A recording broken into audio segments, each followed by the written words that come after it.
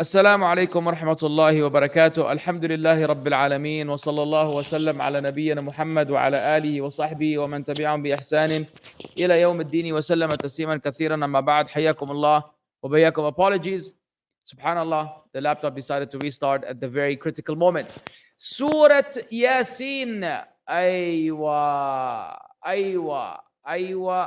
The first thing we're gonna do is address some of the misconceptions and some of the fallacies that circulate among the Muslims and are attributed to Surah Yaseen.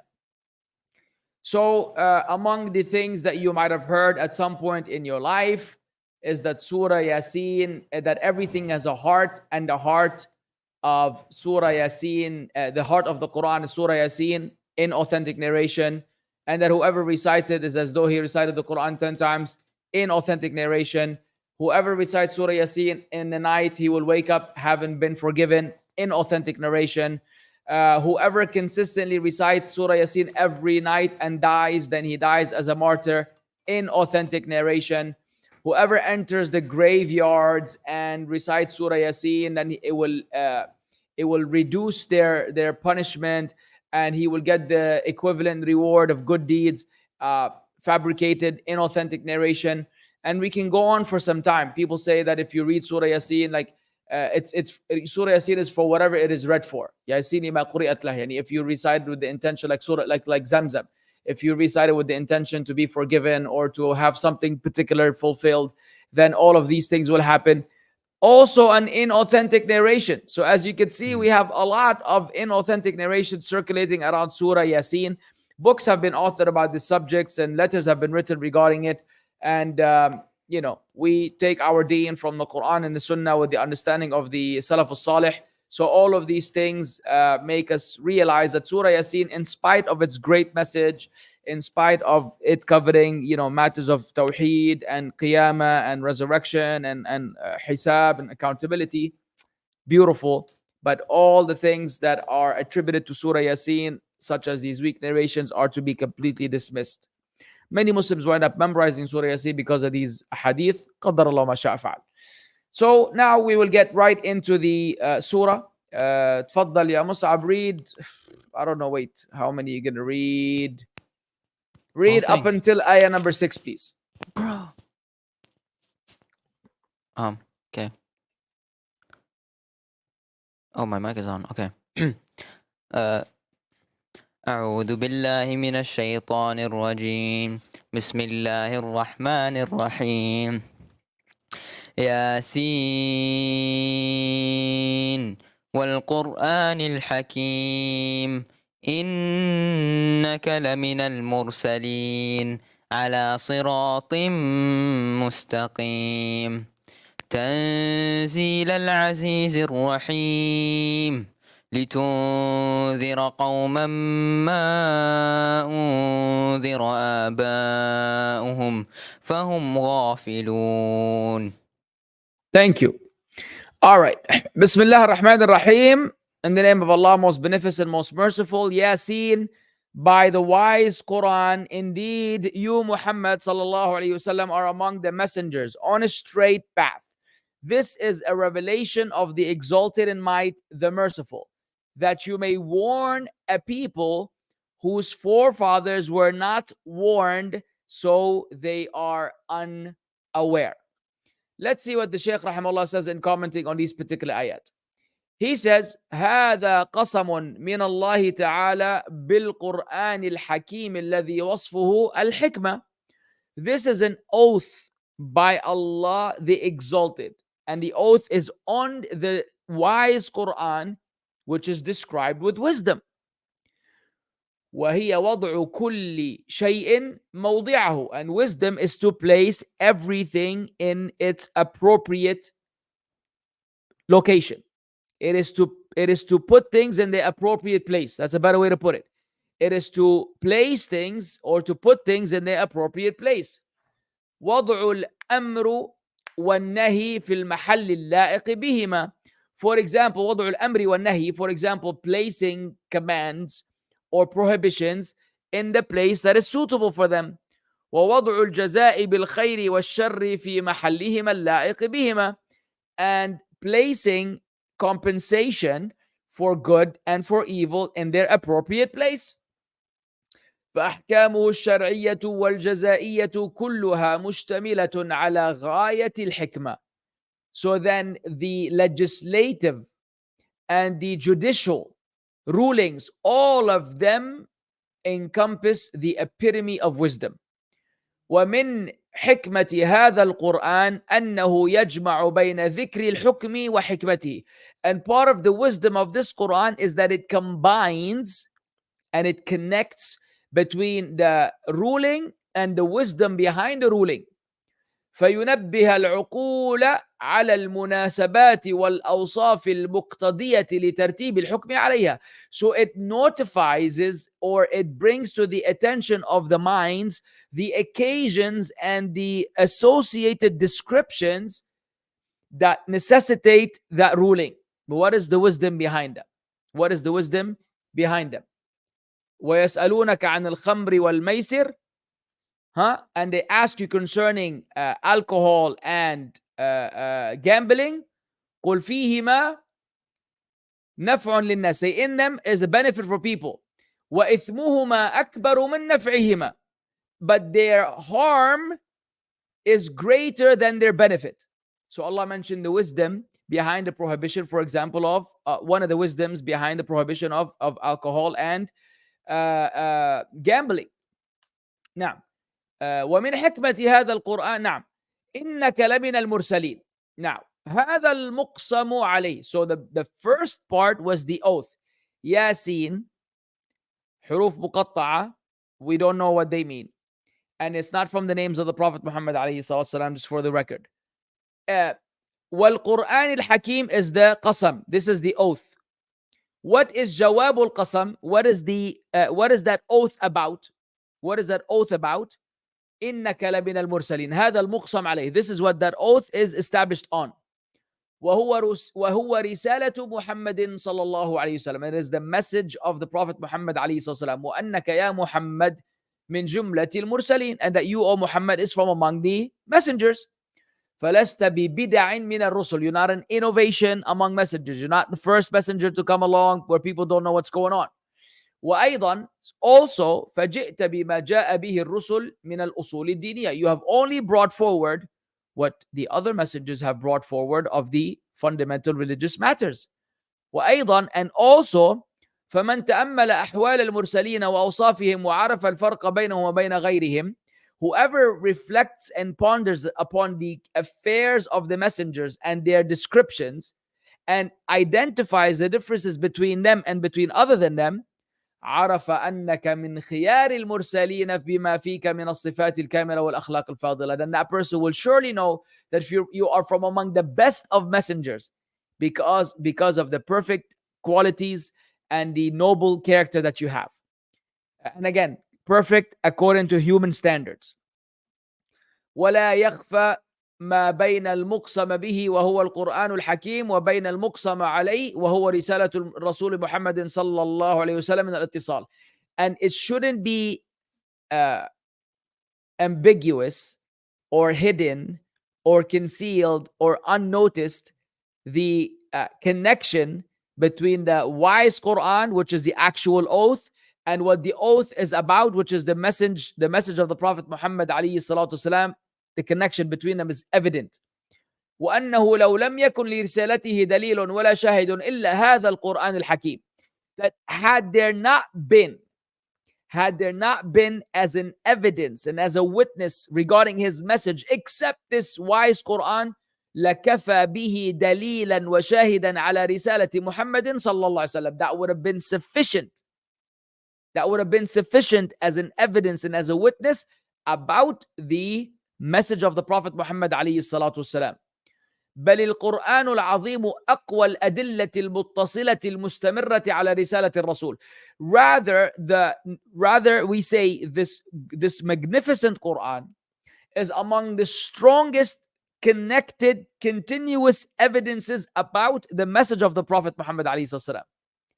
فأدلة القرآن كلها أدلة لرسالة محمد صلى الله عليه وسلم. All of the evidences in the Quran are evidences about the true nature of the message of the Prophet Muhammad عليه الصلاة والسلام.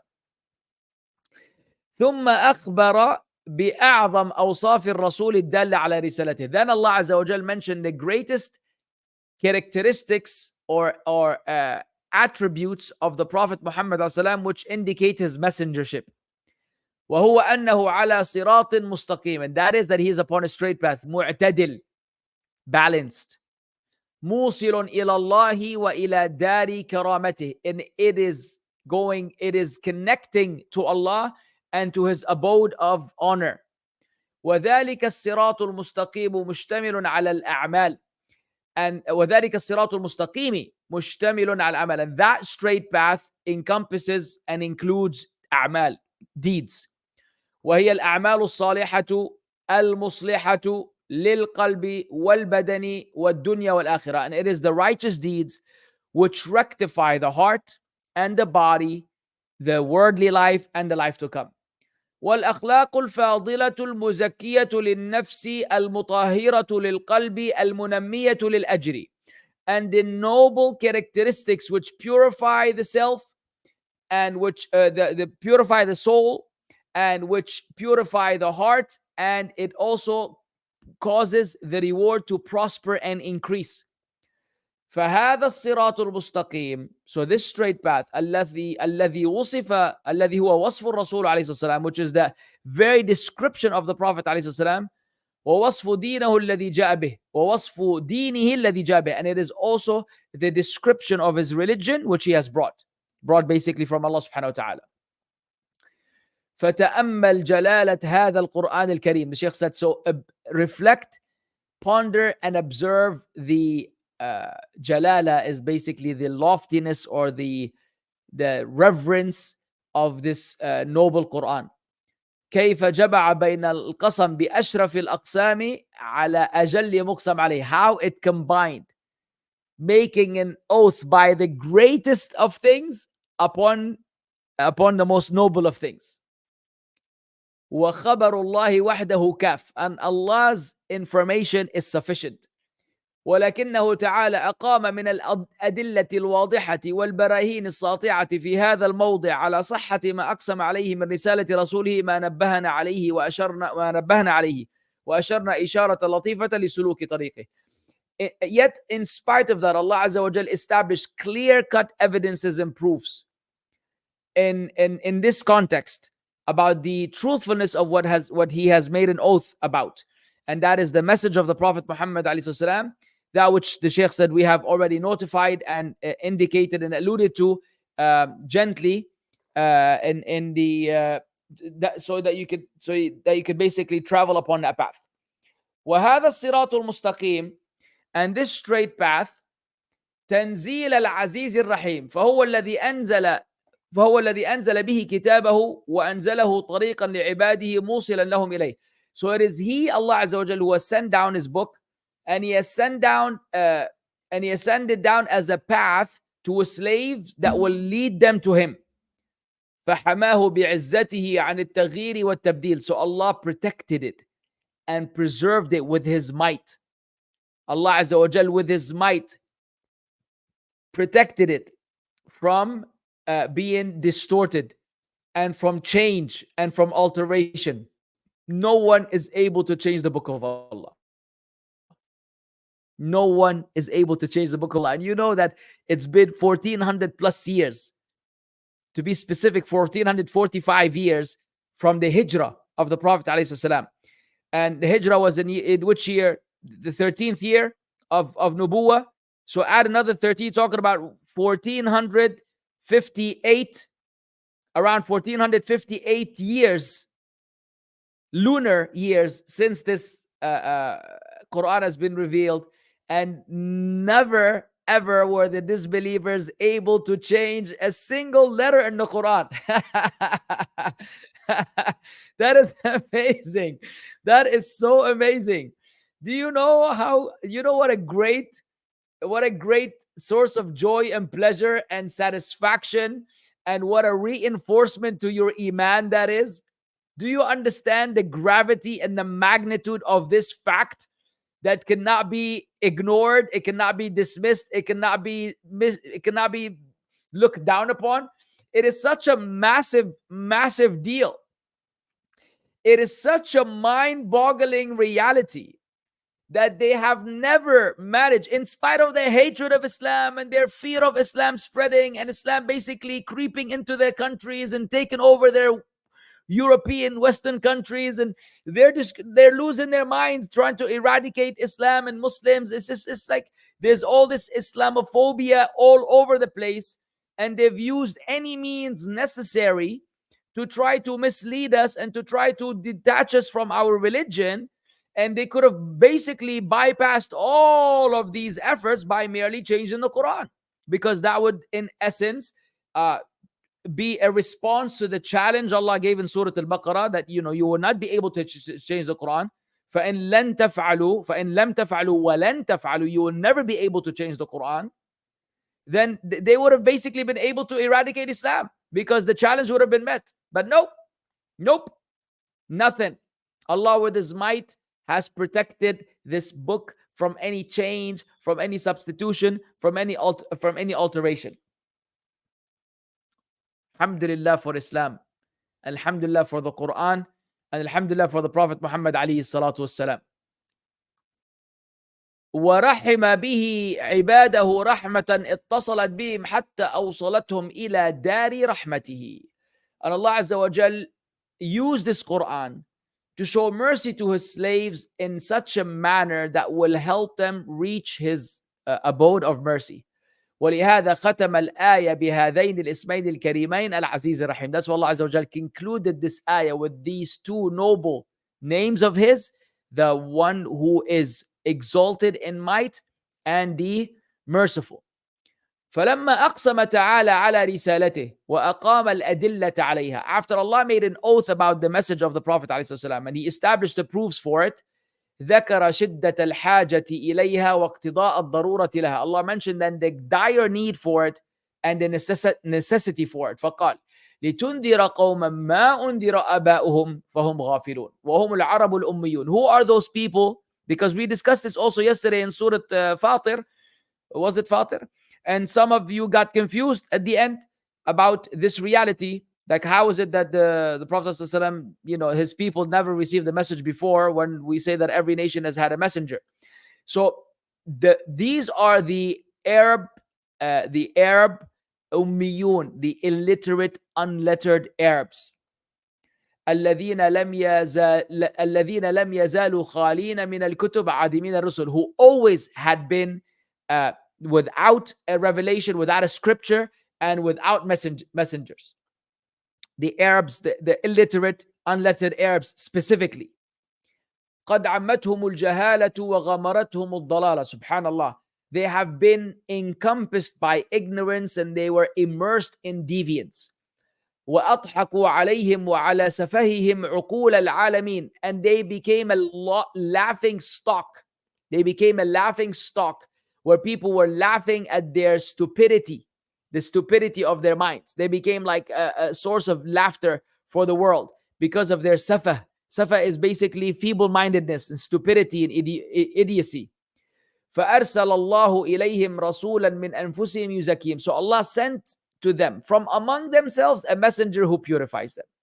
ويعلمهم الكتاب والحكمة وإن كانوا من قبل لفي ضلال مبين. And He teaches them the book and the wisdom, i.e. the Sunnah, even though before that they were in clear manifest error.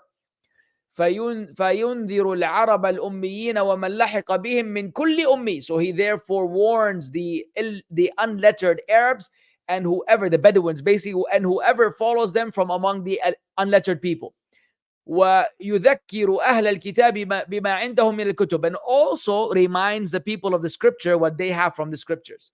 فنعمة الله به على العرب خصوصا وعلى غيرهم عموما. So then this became a specific bounty of Allah upon the Arabs specifically and upon others in general.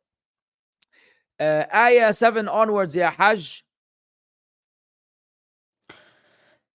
لقد حق القول على أكثرهم فهم لا يؤمنون إنا جعلنا في أعناقهم أغلالا فهي إلى الأذقان فهم مقمحون وجعلنا من بين أيديهم سدا ومن خلفهم سدا فأغشيناهم فهم لا يبصرون وسواء عليهم أأنذرتهم أم لم تنذرهم لا يؤمنون إنما تنذر من اتبع الذكر وخشي الرحمن بالغيب فبشره بمغفرة وأجر كريم إنا نحن نحيي الموتى ونكتب ما قدموا وآثارهم وكل شيء أحصيناه في إمام مبين. Here we go. Already the word has come into effect upon most of them, so they do not believe. Indeed, we have put shackles on their necks, and they are to their chins, so they are with heads aloft. And we have put before them a barrier, and behind them a barrier, and covered them so they do not see. And it is all the same for them, whether you warn them or do not warn them, they will not believe. You can only warn one who follows the message and fears the most merciful unseen. So give him good tidings of forgiveness and noble reward. Indeed, it is we who bring the dead to life and record what they have put forth and what they have left behind, and all things we have enumerated in a clear register. طيب, here we go. بسم الله. ولكن هؤلاء الذي بعثت فيهم لإنذارهم بعدما أنذرتهم انقسموا قسمين. However, those of you have been sent amongst in order to warn them, after you warned them, became divided into two groups. قسم رد لما جئت به ولم يقبل النذارة. A group that rejected what you brought and they did not accept the warning. وهم الذين قال الله فيهم, and it is those whom Allah said about, لقد حق القول على أكثرهم فهم لا يؤمنون. أي نفذ فيهم القضاء والمشيئة أنهم لا يزالون في كفرهم وشركهم. Meaning that the decree of Allah and Allah's will has come to pass regarding them, that they remain upon disbelief and polytheism. وإنما حق عليهم القول بعد أن عرض عليهم الحق فرفضوه. But that establishment of the word against them only happened after the truth was presented to them and they rejected it. فحينئذ عوقبوا بالطبع على قلوبهم. Then they were compensated with the seal on their heart. And this is a very important fact that I've highlighted many times in our classes, in our durus. And there are multiple ayat that I've quoted in the past. ونقلب أبصارهم وأفئدتهم كما لم يؤمنوا به أول مرة. And we turn their hearts and their vision around, just like they refused to believe in it the first time. فَلَمَّا زَاغُوا أَزَاغَ اللَّهُ قُلُوبَهُم. When they deviated, Allah caused their heart to deviate. And there are many ayat that teaches us that the truth comes to a person.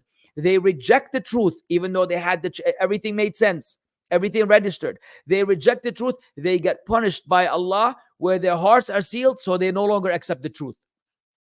So their rejection and their persistence of disbelief is only a byproduct of their initial rejection. And it is not that Allah arbitrarily mislead the people without giving them the chance to be guided. This is very important for you to understand.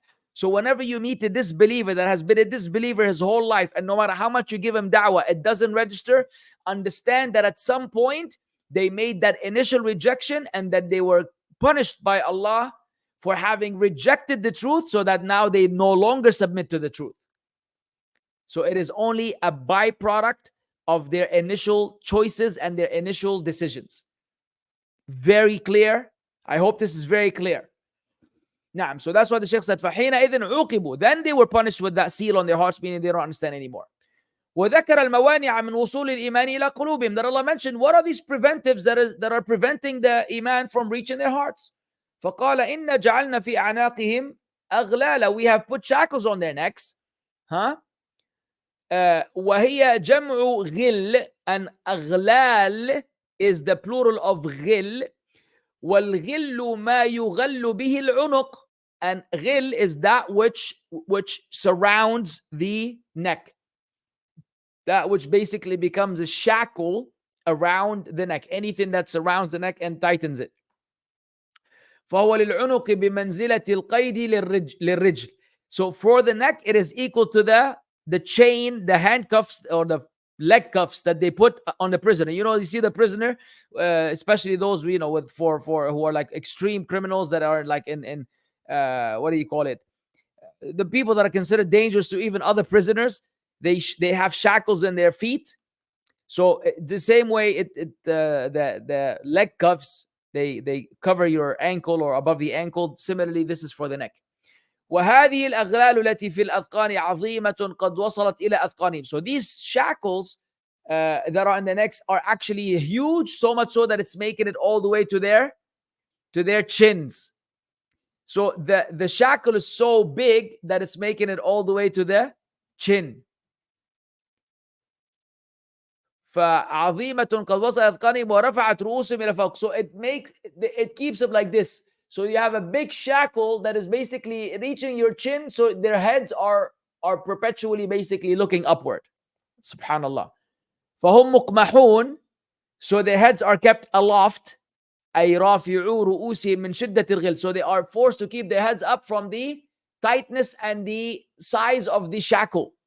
الذي في أعناقهم, that is in their necks. فلا يستطيعون أن يخفضوها. They cannot bring it down. Allah المستعان. وجعلنا من بين أيديهم سدا ومن خلفهم سدا, and we have put before them a barrier and behind them a barrier. أي حاجزا يحجزهم عن الإيمان, meaning a barrier that prevents them from faith. فهم لا يبصرون, so they don't see. قد غمرهم الجهل والشقاء من جميع جوانبهم. The ignorance and the state of being wretched has encompassed them from every angle. فلم تفد فيهم النذارة. So the warning did not benefit them. The warning did not penetrate. The warning did not make it through to them. وسواء عليهم أنذرتهم أم لم تنذرهم لا يؤمنون. وكيف يؤمن من طبع على قلبه ورأى الحق باطلا والباطل حقا. The Sheikh said, and how would he believe the one whose heart has been sealed so he sees the truth as falsehood and sees the falsehood as truth? And my brothers and sisters in faith, how many people in your life do you know that fit that very particular description? By Allah. How many from among the non-Muslims that you know in this life of yours? And how many even from among the Muslims that are upon some deviation, upon some wickedness, upon some shirk, upon some kufr, upon some bid'ah, upon some dalala, that fit that particular description? Heart is sealed. They see the truth as falsehood. They look at Islam and they think Islam is a religion of barbaric religion of this, religion of backwardness, or the religion for uncivilized people, and doesn't fit the 21st century, and it's a religion that is meant for the Stone Age and blah, luli, wow. Even among the du'at, even you have a sheikh, Dr. Sheikh Yasser Qari himself thinks that some of these rulings of Islam, don't belong in today's, it doesn't really look good in front of the disbelievers and the kuffar. I mean, people in Texas are too cool for Islam. They're too cool for Islam. So we look into some of these rulings in Islam. We're revising them. We the scholars with PhD from Yale, we're revising those penal codes and these hudud. We understand, you're too liberal, too secular, too modern, modernized for you to accept these backwards teachings of Islam. We Muslims also think there's a problem with them. Even when he was addressing Christians, he said, there's problematic and bizarre. There are problematic and bizarre rulings in Islam. This is not just in layman. No, this is a caller to Islam with following and respect of his followers, or clapping from all day. Oh, doctor, mashallah, doctor, what a lovely person you are. This is a caller to Islam. He himself falls into all of these descriptions that we're talking about. Heart has been sealed, sees the truth as falsehood, and the falsehood is truth. And he sees that all of this that he's saying is intellectualism, like the Shaykh al-Islam ibn Taymiyyah of, the of the modern day. He thinks that after he dies, and then, hundreds of years from now, people are going to write books about Dr. Yasser Qari was like Shaykh al-Islam ibn Taymiyyah of his time. Wow. He came with these very innovative thoughts outside the box. Wow, wow, wow, wow. This is, Allahu A'lam. It almost seems as though this is what these people think when they come and open their mouths, yapping about Islam.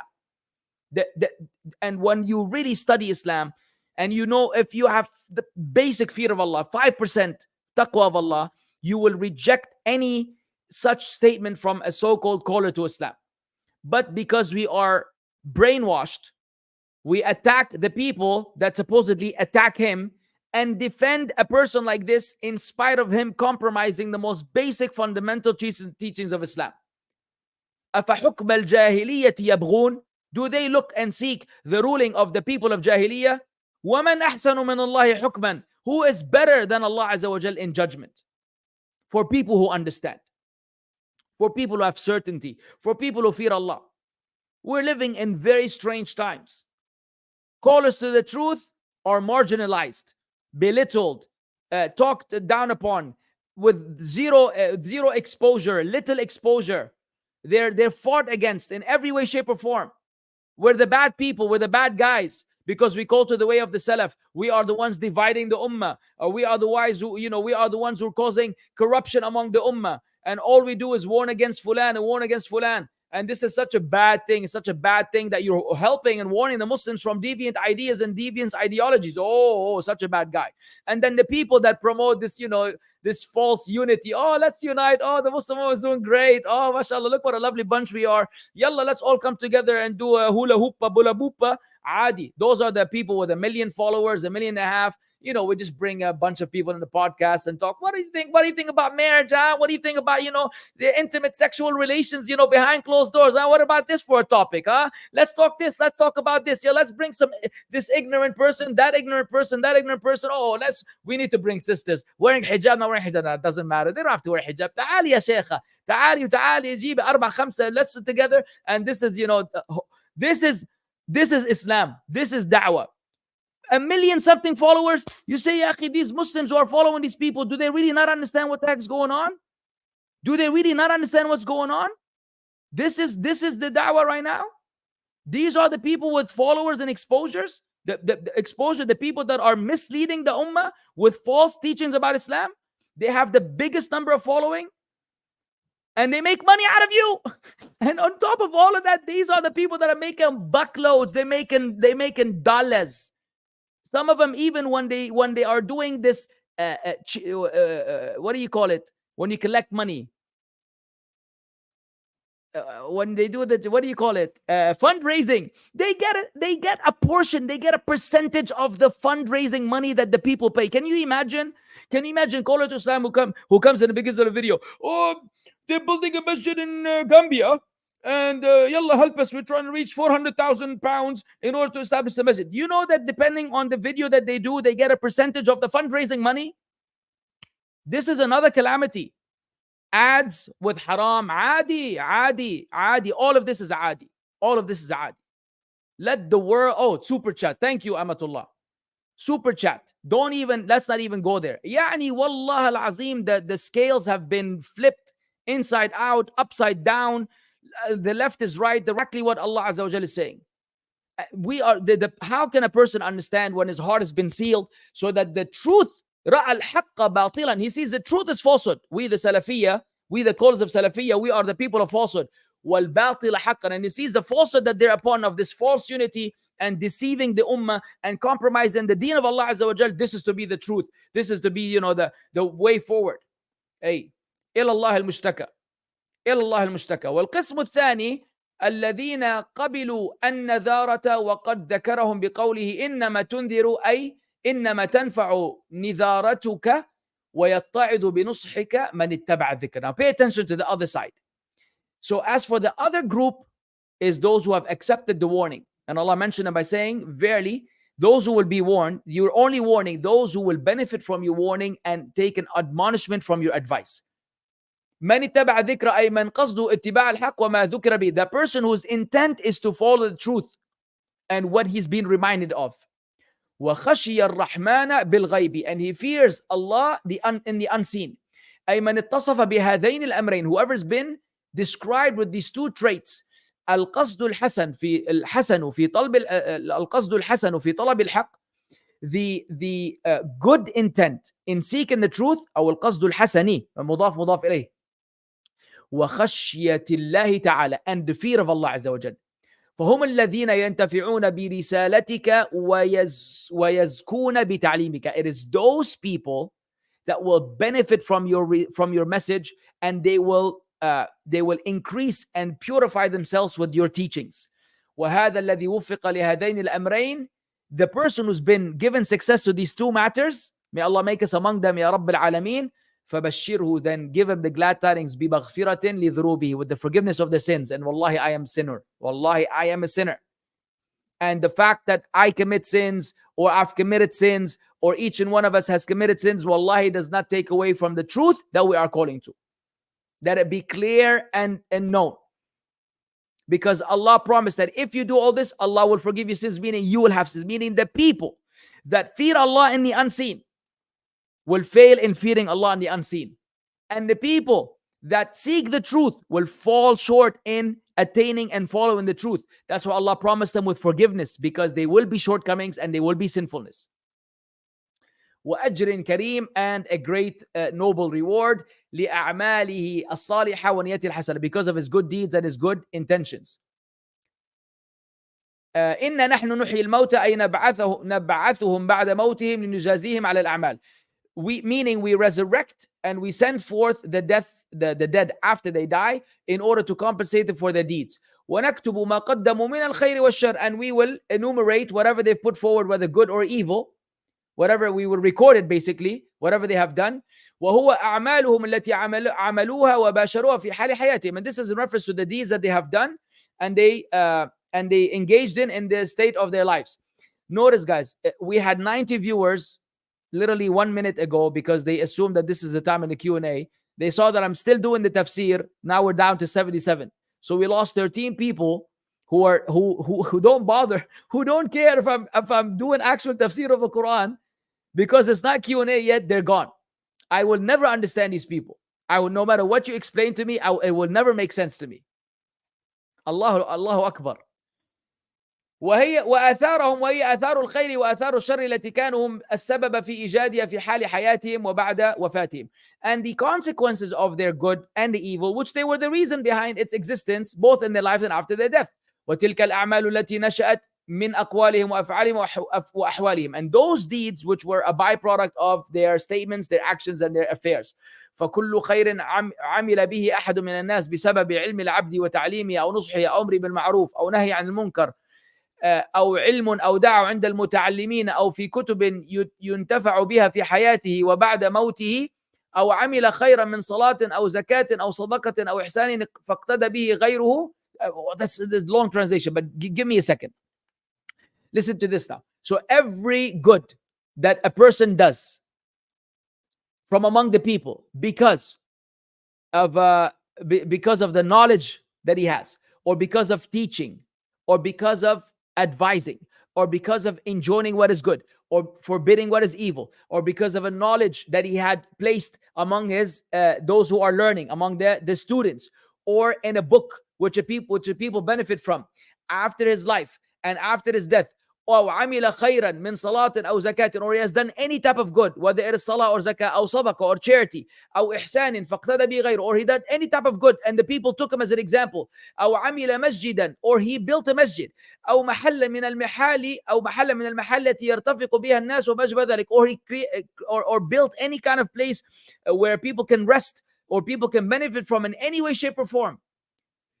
وما أشبه ذلك, and the likes of that. فإنها من آثاره التي تكتب لها. All of this will be among the athar, or that which will be left behind that you will basically benefit from.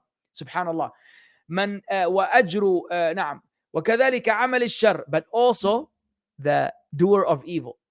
ولهذا, that's why من سن سنة حسنة, whoever establishes a good practice based on the sunnah, of course, فله أجرها. Then when he will have its reward. وأجر من عمل بها إلى يوم القيامة. And the reward of whoever does it and follows him in it until the day of resurrection.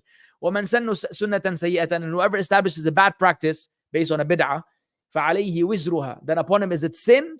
ووزر من عمل بها إلى يوم القيامة. And the sin of whoever follows him until the day of resurrection. So the last paragraph before we jump into the Q&A. وهذا الموضع يبين لك علو مرتبة الدعوة إلى الله. الله أكبر. And this موضع, this condition here, this segment, this matter highlights the loftiness of the lofty nature of the level or the decree or the status of calling to Allah. والهداية إلى سبيله بكل وسيلة وطريقة موصل ذلك. And guiding the people to Allah's path in every method and way that is possible, that will help you get there. ونزول درجة الداعي إلى الشر الإمام فيه. And the lowliness of the level of the caller to evil and the imam of evil. وأنه أسفل الخليقة. And he is that the lowliest of the creation. وأشدهم جرما وأعظمهم إثما. And he is the greatest in crime and also the greatest in sin. Those who call you to other than the way of the Prophet ﷺ, those who call you to other than the way of the Salaf, they are among the greatest criminals and the most sinful people. Some of these du'at, ya akhwan, on the scene, by Allah, wallahi, wallahi alladhi la ilaha ghayruh, they are among the biggest criminals and the most sinful people because of deceiving the Muslims and not giving them the pure orthodox message of Islam, because of watering down Islam, because of compromising the fundamental principles of Islam in order to please their crowds and their followers. Those people are criminals, and the shapes of du'at with fancy clothings and fancy shimaghs and fancy mashalih and all of these prestige and all these looks, these people are criminals with the greatest sin when they don't speak the truth about Islam. I don't care about their personal life. Their personal life doesn't concern me like my personal life doesn't concern them. But in terms of them being representatives of Islam, wallahi, they're not representing Islam. They're representing something else. They're representing a modified, modernized version of Islam that aims at collecting followers and keeping them lured in, keeping them tight, keeping them shackled to them so that they don't leave them. Anything that will affect their following, they will get rid of it from the deen of Allah. And you all know that famous interview of you know who, where he is ready to shake hands with gays and he would shake hands with women, and he threw the whole religion under the bus. The whole religion of Islam, he threw it under the bus so that he won't be banned from entering a country. This is the caller to Islam. This is a representative of Islam. Really? Really, in the same breath, you tell the people about Islam that this is what you do? Allahu Akbar. And this is not a private sin. This was like a public thing, man. It's not like, he was watching something haram on his own. May Allah forgive us and forgive him. It's none of our business. This is speaking about the deen of Allah with a disbeliever. These are criminals. وَكُلَّ شَيْءٍ مِنَ الْأَعْمَالِ وَالنِّيَّاتِ وَغَيْرَهَا. And all of these things from among the actions, deeds, intentions, and other than that, أحصيناه في إمام مبين. We have enumerated in a clear register. أي كتاب هو أم الكتب. A register that is the mother of all registers. وإليه مرجع الكتب. And all of the books refer back to it. التي تكون بأيدي الملائكة. And those the registers that are in the hands of the angels. وهو اللوح المحفوظ. And what is that? الإمام المبين. It is the preserved tablet, which is with Allah subhanahu wa ta'ala. So with this we conclude up until ayah number 12. بإذن الله جل جلاله وتقدست أسماؤه. Tomorrow we'll start with ayah number 13 onwards. And yeah. Let's close this here. Why am I not able to? Okay, let's see. Yalla.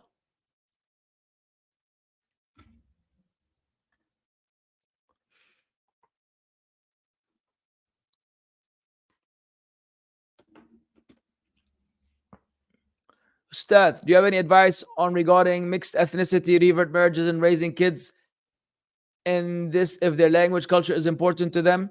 Wallahi, akhi, not everybody is built for mixed ethnicity marriage. Not everybody is built for that.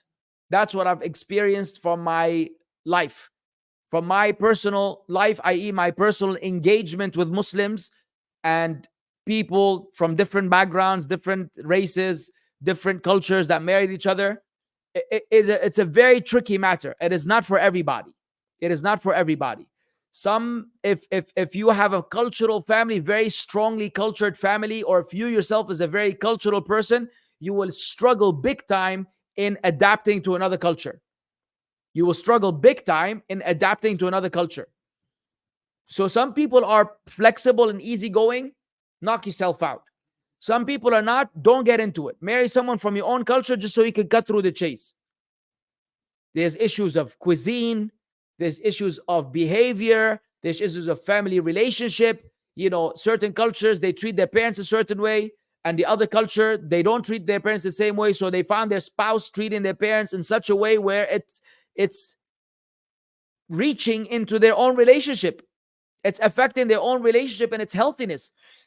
You know, sometimes some families are racist. I know a lot of Indian families that hate black people. Muslims, Indian Muslims, who themselves could be extremely dark-skinned, but somehow black Muslims are abhorrent to them, and they will not let their daughters, they will not entertain the idea that their daughter will marry a black man. Like, what? Like, how are you even racist in the first place? What kind of religion are you following to be this racist in the first place? And so when a woman marries a black man, she will struggle in her culture because her Indian background just does not accept African people. And I'm not just, this is from my, people that I know. Outside of India, in Indian culture, there are many other cultures that are like that. Some people have the same problem with white people. They look down upon white people like they're trash or whatever. Some people look down like Arabs and Asians. You know what I'm saying?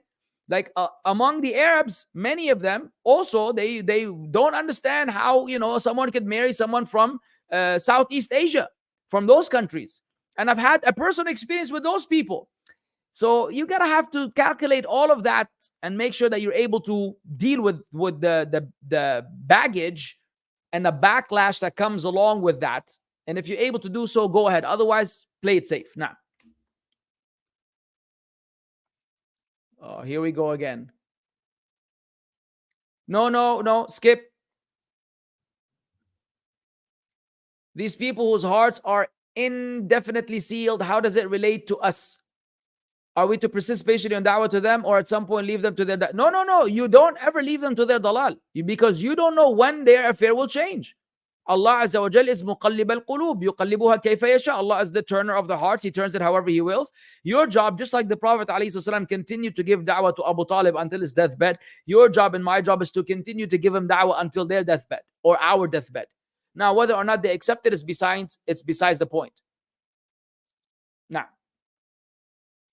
it's recommended to recite Allahumma innaka afuwwun tuhibbul afwa in Ramadan, but can we recite it throughout the day like dhikr, or only in salah as dua? No, it is not recommended to recite this particular dua except on Laylatul Qadr. Whatever you perceive to be Laylatul Qadr, which could be in the last 10 nights of Ramadan, this is the time where this dua is prescribed. It is not prescribed to be done the entire Ramadan, and it is surely not prescribed to be among the ad'iyah of the day. That is exactly how bid'ah happened. Now,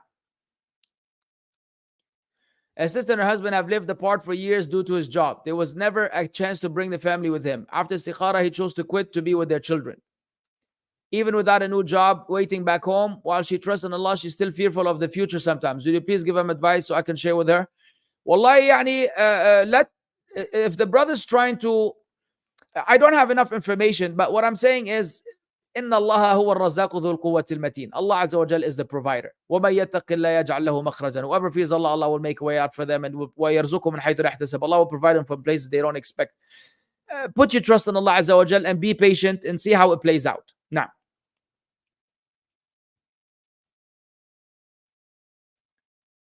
wa alaikum salam. A friend told me if you are eating and the iqamah is being called, you should finish eating before going to pray. Is this correct? No, wait. Now let's understand some things, right? So if you've been waiting for food on a regular day, let's say for Isha outside of Ramadan, You've been waiting for food. Tamam? And then the food was served at the time of Salah. And they call the Iqamah, and your heart and your mind is preoccupied with wanting to eat, and you're hungry, that yes, you continue to eat and you miss the Salah, because if those two conflict with each other, you get the food done first. This is as per the Sunnah of the Prophet ﷺ. Now comes Ramadan, you usually have a good 10-15 minutes between the adhan of Maghrib and the Iqamah of Maghrib. If you've been eating for 15 minutes, ya dinosaur, then you gotta be tripping if you're telling me that they call in the Iqamah and you're still shoving some more food down your throat because you're still not full. You crazy. You need to get up and go to the masjid and pray. All right? So please make a distinction between a person who had been waiting for dinner and the dinner got served and it got served right at the time of Salah, so now they want to eat and they want to finish eating, versus someone every day in Ramadan, he's still eating during Iqamah, so he doesn't go to the masjid because he's still eating. La ya Sheikh. How to advise brothers on issues about the Sunnah of the Prophet ﷺ without pushing them away. For example, leaving a disgusting mustache with no beard or no beard. With no bear or without a monkey. Wearing below the ankles. Well, I mean, how do you advise them without pushing them away? By being gentle in your approach. By being gentle in your approach. It's about how you deliver the message. The message remains the same. The vehicle through which you deliver it is what matters. So if you're soft spoken and you're kind and you show that you really care for them and you love them and you love goodness for them, inshallah they will accept the advice. Now, if a person is still who is selling haram clothes for women realizes their sin and want to change, what should they do with these haram clothes? They should give them to women who will wear them at home. Find out some good Muslim families who you know that they have proper hijab, proper niqab, proper covering, and that they will not wear these clothes outside, and give it to them as a gift. Let them wear it at home and enjoy themselves. A ship stays in the ocean for months. It doesn't move from its place at all. Its job is to stay in this place and provide oil to other passing by ships.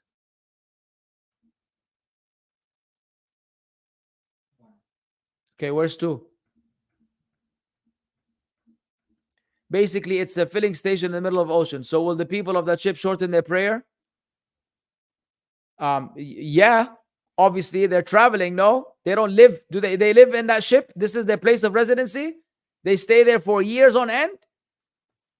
If this is where they live, this is their... If somebody told you where they don't go back home. If they don't have another home to go back to, they live on the ship, then no, they don't shorten the prayer. They don't shorten the prayer. But if they go on for some time, and even if they stay for months on end, but they're still traveling, then yeah, some of the scholars say they can shorten the prayer.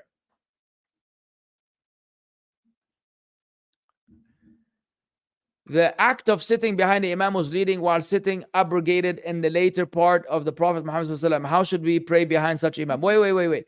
The act of sitting behind the Imam who is leading while sitting abrogated in the later period of Prophet ﷺ? I don't understand. Who said that it's abrogated? The Imam until now can pray while sitting, and the people behind him should sit as well.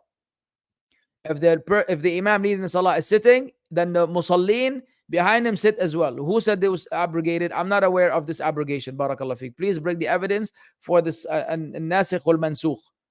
Now, not sure if you've answered this before, but your thoughts on Brother Muhammad Ali.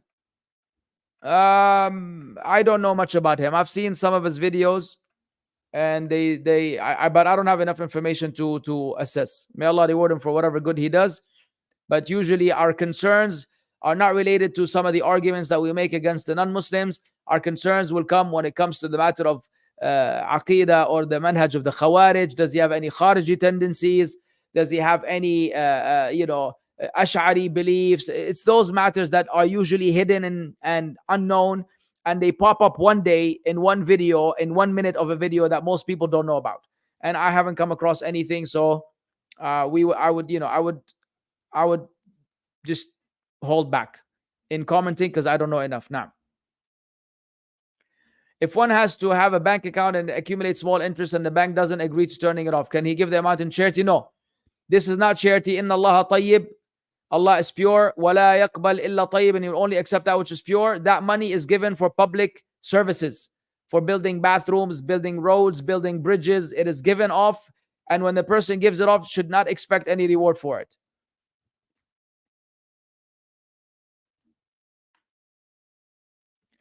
Ustad, do you still recommend benefiting taken from Knowledge North?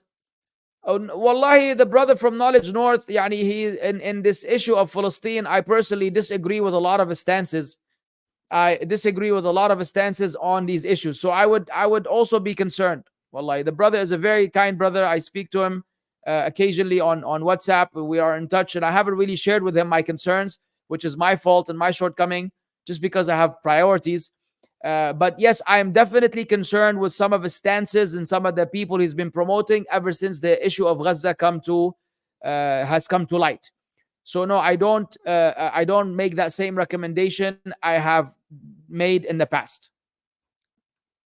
Now, even though his stances against Daniel Hakikachu are on point, mashallah, tabarakallah. Hey. Is ghusl on Friday obligatory or highly recommended sunnah? Is the Friday prayer complete without it? I am of the position that it is a highly recommended sunnah, and therefore, yes, Friday prayer is complete without it.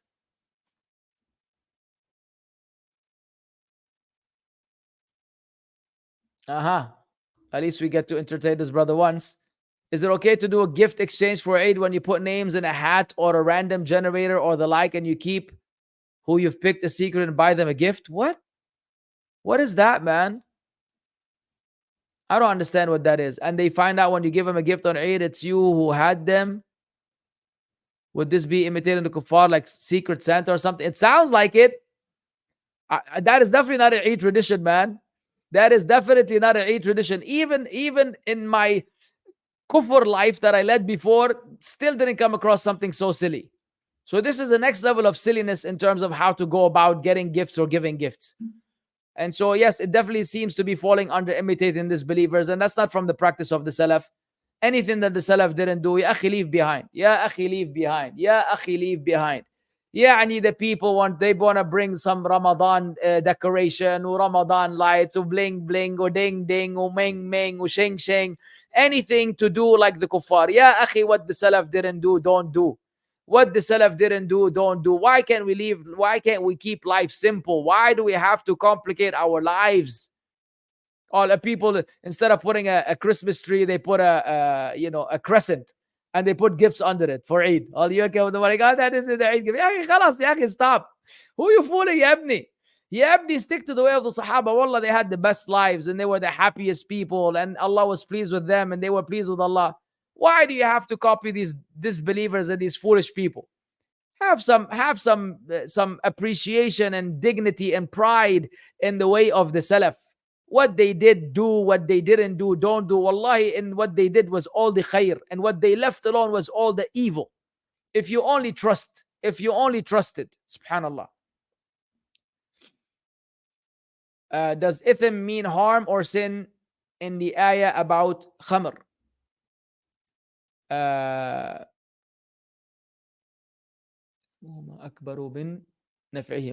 They're both, but if it's harm, the harm is going to be sinful. So it's inclusive. Sin is inclusive of the meaning of harm. Is it wajib to conclude our dua with wa sallallahu ala Muhammad? Some of the scholars, no. Some of the scholars believe, some of them say it is, and some of them say it's from the sunan of the dua, from the means for your dua to be accepted, is that you begin your dua with praising Allah and sending salah upon the Prophet ﷺ, and you conclude your dua with the same. Not necessarily with this format. Any kind of salat upon the Prophet ﷺ, Allahumma salli ala Muhammad wa ala ali Muhammad sallallahu alayhi wasallam. Anything that you say that constitutes salat and salam upon him will suffice and do the job, inshallah. And it is recommended in dua. Naam. Oh man, we're already at 11:03, y'all. I know a lot of brothers who take knowledge from big scholars of the Sunnah, Ibn Uthaymeen, Albani, Ibn Baz, Ibn Taymiyyah, but they also say that there's a sect called the Madkhali sect.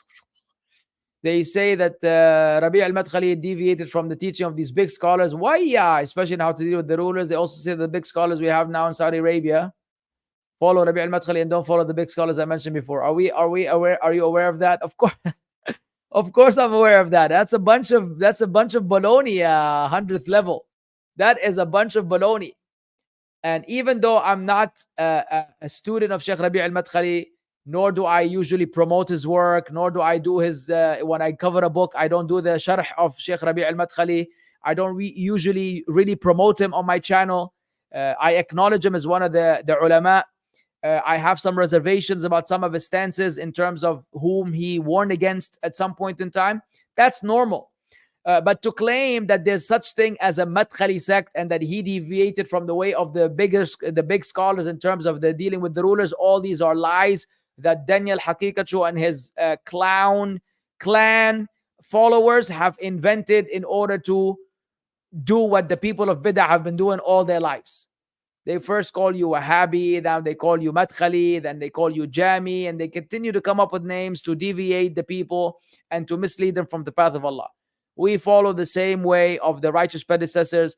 We don't call and incite for rebelling against the rulers, sinful rulers, rulers that are falling into haram, falling into sin, promoting sin. We just don't believe that those constitute kufr based on clear-cut evidences from the Quran and the Sunnah. And if they don't constitute kufr, then we have 100 narrations from the Prophet ﷺ who told us not to go against them and to obey them in obedience to Allah. And if they tell you to disobey Allah, then there's no obedience for them.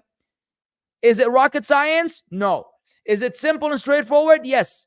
Do emotional people have the ability to cope? Nope.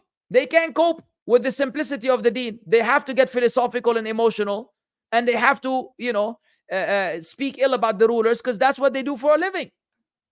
And when you don't do what they do, you become a madkhali. Or you are a madkhali. How am I a madkhali when I don't... How can I... Allah al-Azim is crazy. You should also call me Uthaymini, Albani, Bazi. Who else? Come on, y'all. Stop it, man. Stop it. Hey, it's 11:06. Khalas. Is it okay to refer a Christian to Ahmad Didat for da'wah purposes? As I heard you saying, yes, some aqidah issues. Yes, Ahmad Didat, alayhi rahmatullah, had aqidah issues. He had aqidah issues. May Allah forgive him and make the many da'wah efforts he put out there compensate for those grave mistakes he made in aqidah. I would say yes, if that Christian, if you think that particular debate of Ahmad Didat will serve in helping that Christian, do so. And if you're able, if you know that there's an aqidah problem in that very debate or that very lecture, then also highlight it to that Christian. Say, look, this is that lecture, but just pay attention at the 42nd minute, he said this and that is a mistake. That is not what we believe as Muslims. That way you'll get both benefits, inshallah. All right, Jazakumullahu khairan. It's 11:07. MashaAllah, 107 people at 11:07. Why? Where were y'all during the tafsir class? You additional 40 lovely people, Allah bless you and your families and your loved ones, and Allah guide you and your family and your children and your parents. Where were you during the tafsir class, which was way more important than the Q&A? Can I please see y'all for the actual dars? Can I please see this number for the actual tafsir, which is the most important thing in the world? Not my silly Q&A. Please, please, for Allah's sake. Have mercy on your soul. 10 of them ran away. All right. It's all good in the hood. Hayakumullah. Salaam alaikum. Yes, the stream will be available for later, inshallah, in the live section of the channel.